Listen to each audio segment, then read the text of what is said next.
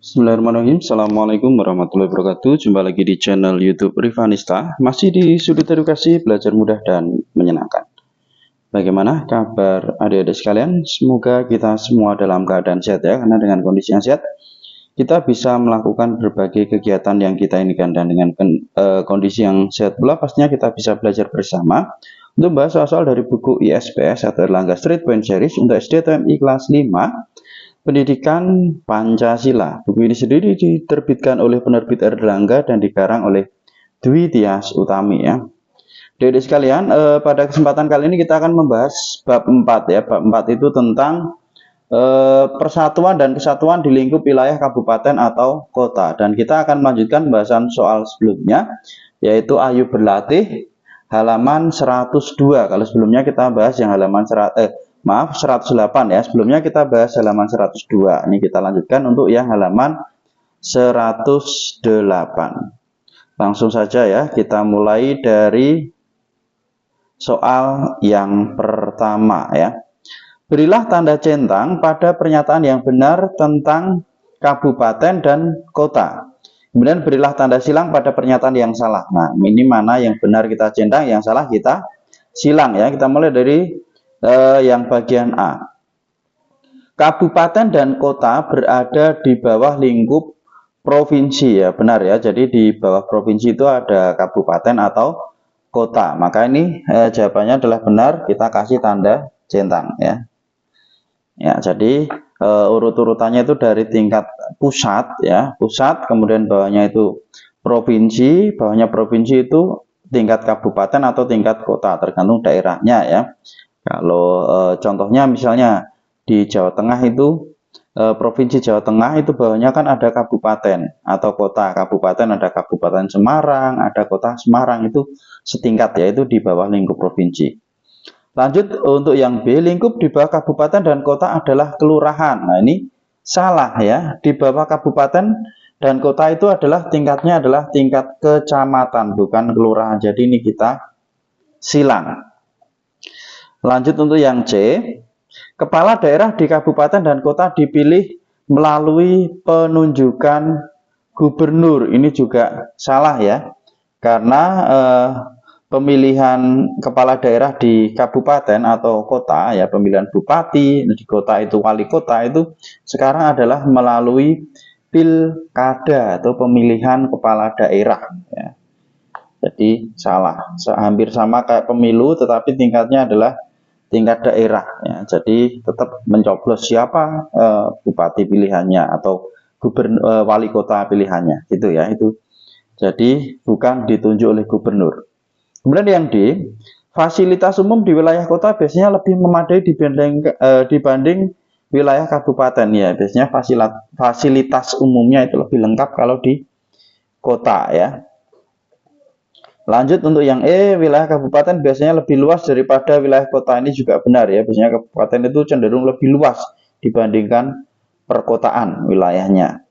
Kemudian yang F, salah satu tugas wali kota dan bupati adalah memimpin pelaksanaan urusan pemerintah wilayah sesuai undang-undang. Ini juga benar.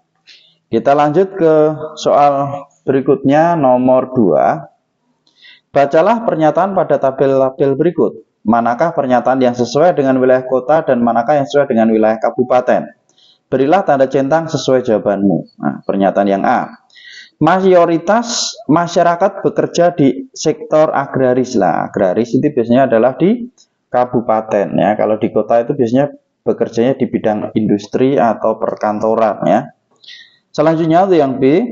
Mayoritas masyarakat bekerja di sektor perdagangan dan jasa. Nah, ini biasanya di kota ya. Lanjut untuk yang bagian C.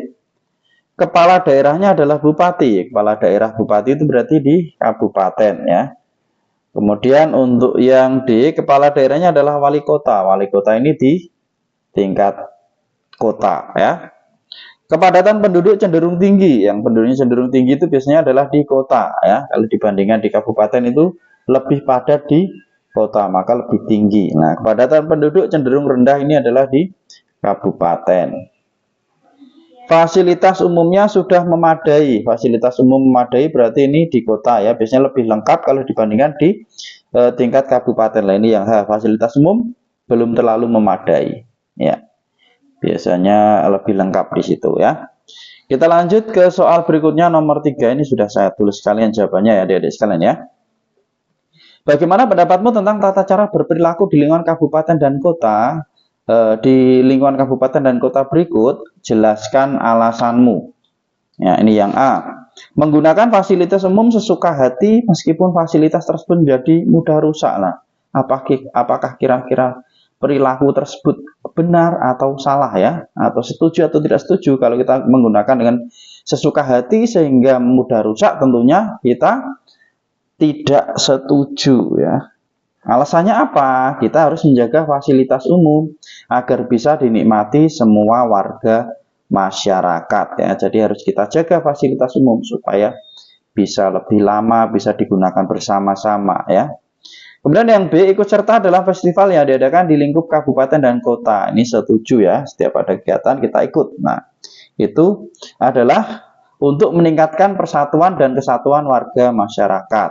Nah, kemudian yang C, bermain ayunan sepuasnya di taman bermain kota, walaupun sudah banyak yang mengantre. Ini ya, tentunya kita tidak setuju ya.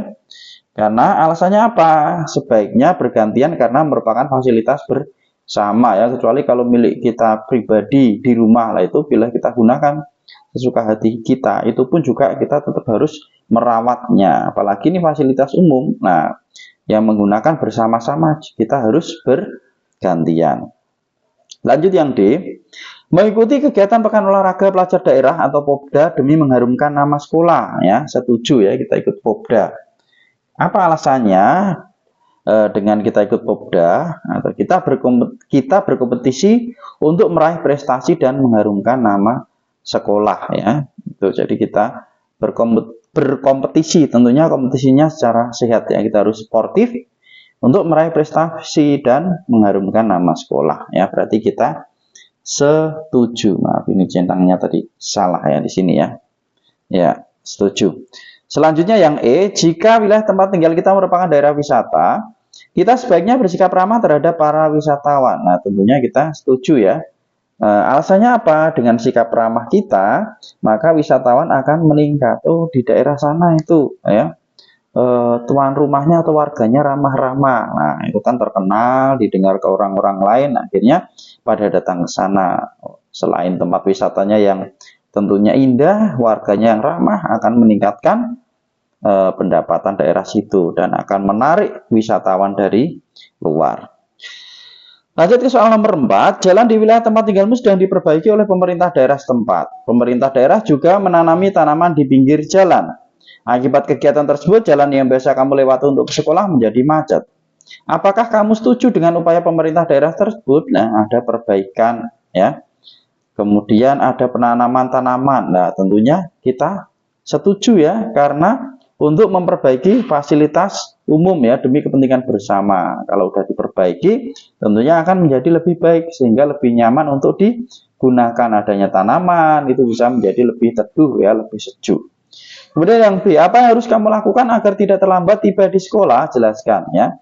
Karena kita sudah tahu ada perbaikan ya, tentunya kita harus apa? Bangun dan berangkat lebih pagi agar tidak terlambat ya. Kalau biasanya kita berangkatnya jam 6, mungkin bisa setengah jam lebih awal ya, jam setengah 6 supaya tidak terlambat ke sekolah ya. Itu adik-adik sekalian ya, untuk Ayo Berlatih halaman 108 sampai 109 ya. Untuk pembahasan soal berikutnya tetap ikuti terus di channel YouTube Rivanista. Terima kasih sudah belajar bersama. Semoga bermanfaat. Mohon maaf apabila ada kekurangan. Saya akhiri. Assalamualaikum warahmatullahi wabarakatuh.